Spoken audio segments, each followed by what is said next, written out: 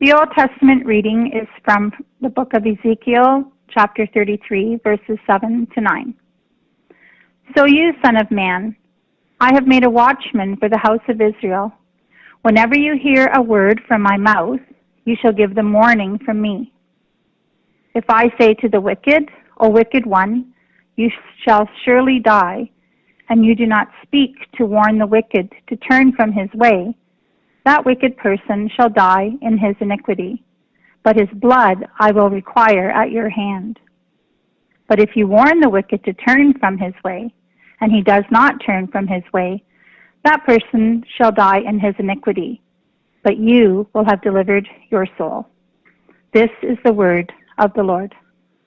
Psalm 32, verses 1 to 7. Blessed is the one whose transgression is forgiven, whose sin is covered. Blessed is the man against whom the Lord counts no iniquity, and in whose spirit there is no deceit. For when I kept silent, my bones wasted away through my groaning all day long. For day and night your hand was heavy upon me. My strength was dried up as by the heat of summer. I acknowledged my sin to you, and I did not cover my iniquity. I said, I will confess my transgressions to the Lord, and you forgave the iniquity of my sin. Therefore, let everyone who is godly offer prayer to you at a time when you may be found. Surely in the rush of great waters they shall not reach him. You are a hiding place for me. You preserve me from trouble. You surround me with shouts of deliverance. The epistle reading is from Romans chapter 13, verses 1 to 10. Let every person be subject to the governing authorities, for there is no authority except from God, and those that exist have been instituted by God. Therefore, whoever resists the authorities resists what God has appointed, and those who resist will incur judgment. For rulers are not a terror to good conduct, but to bad. Would you have no fear of the one who is in authority? Then do what is good, and you will receive his approval.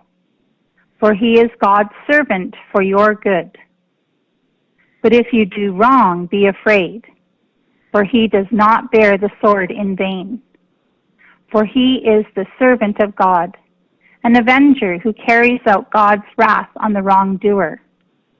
Therefore, one must be in subjection, not only to avoid God's wrath, but also for the sake of conscience.